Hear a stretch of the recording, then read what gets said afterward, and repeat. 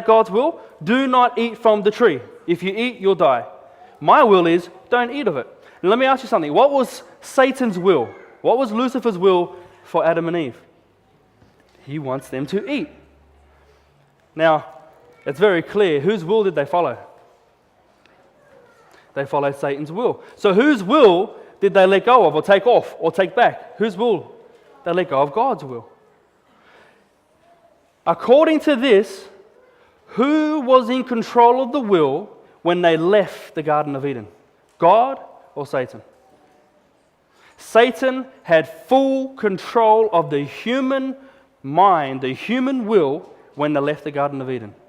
We need to understand that because, for instance, if God had full control, all right, God forgave them. We found in Genesis chapter 3, verse 15 and verse 21. If God forgave them and God had full control of the will again, explain why Cain killed Abel. That's not God's will, is it? That's not. Satan had full control of the human mind. There's a Christian author that said that Satan studies the anatomy of the mind to use it against us. He knows the mind so well. What I'd like to present to you here as we leave this foundation is that Satan is nothing else but a kidnapper. That's all he is. You know, I almost got kidnapped when I was a kid. I lived at Bidwell. It was actually Angelo's mum that stopped me from getting kidnapped. I was about 7 years old, 8 years old. Man came out, he had food. He used actually the three pleasures that Satan had: food, pleasant to the eyes, and knowledge over mind, to try and force me and my little sister in the car. And so Satan uses the three things to kidnap Adam and Eve. And when he got them, what did he do? He kidnapped them and he started injecting them with his character. Injecting and injecting disobedience, hatred, deceitfulness, lying, God-killing. They have nothing to do with God. And we can see that the characteristics that they had are easily revealed that when Cain killed Abel. That is not God's character. Amen? Amen. We can move on. We've got our foundation set. And so it's very clear that Satan was in control of the will when Adam and Eve left the Garden of Eden. You see, God always had a plan. Always had a plan. And what I'd like to do today is just to show you some highlights. We don't have all day to go through the whole plan. Let's have a look at some highlights to see exactly what Jesus done and why he done the certain things he done. Let us go now to Genesis chapter 17.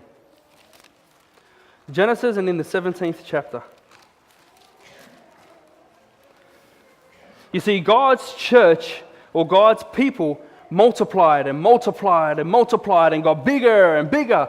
And then all of a sudden, two seeds started to form. The seed of disobedience and the seed of righteousness.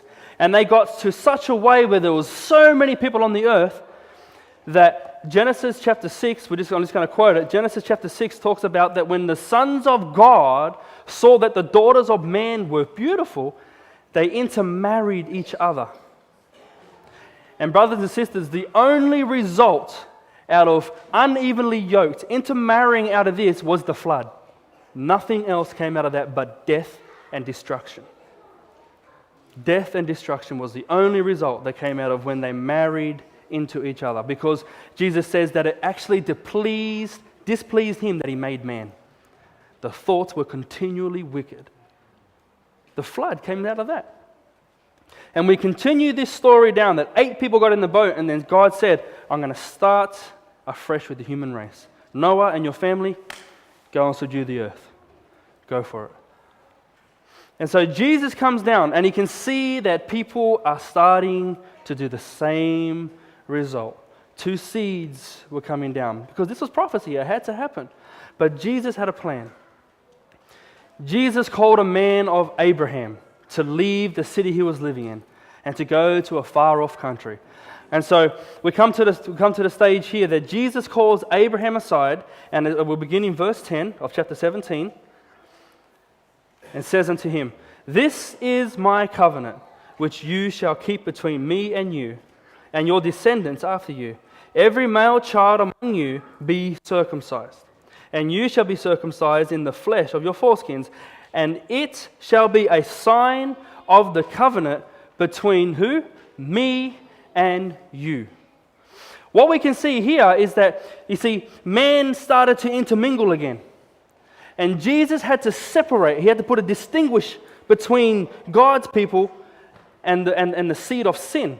And so God turns around and says, you know what, I'm going to make a covenant. This is a sign to separate my children from the children of disobedience. The children that worship the one true God, Jehovah, between the children that worship any God. There was a sign. You know, Abraham loved to have children.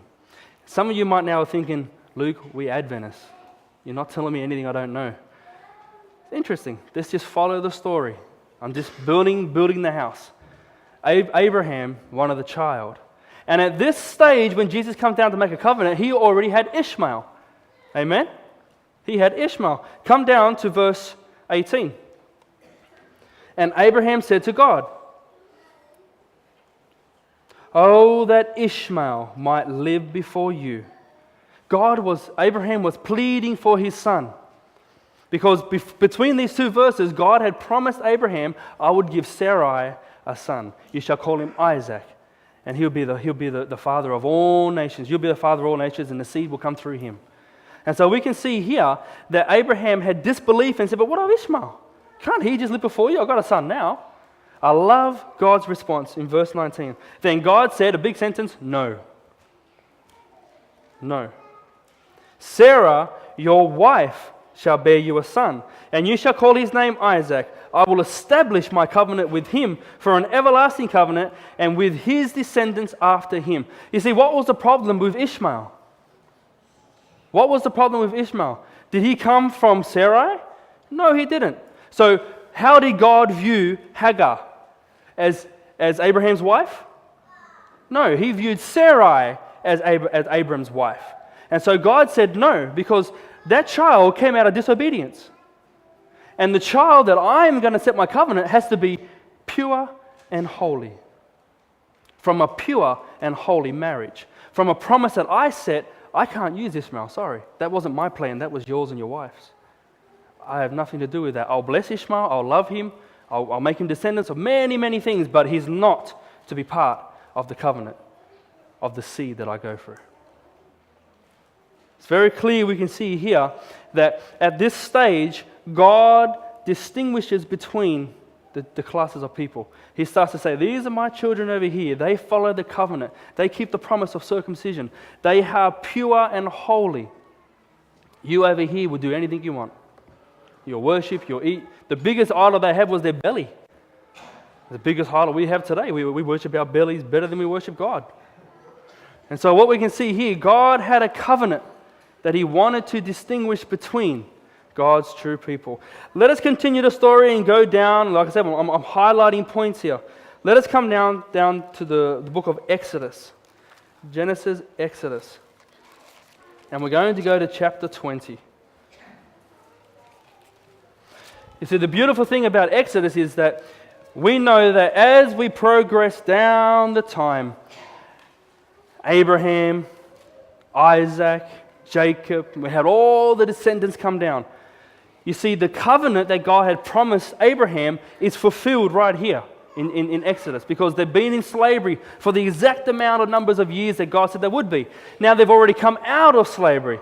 And the beautiful thing is that one man, Moses, God chose, go back there, bring the children out. We're going to work on a relationship in the desert. We're going to build that confidence back up with me. Make sure the covenant is kept again. And then I'm going to bring you back into the land of Canaan. And so they're now building the family again. And so we can see here that in Genesis chapter 20, this is where God reveals the commandments that he has, that he wants his children to follow.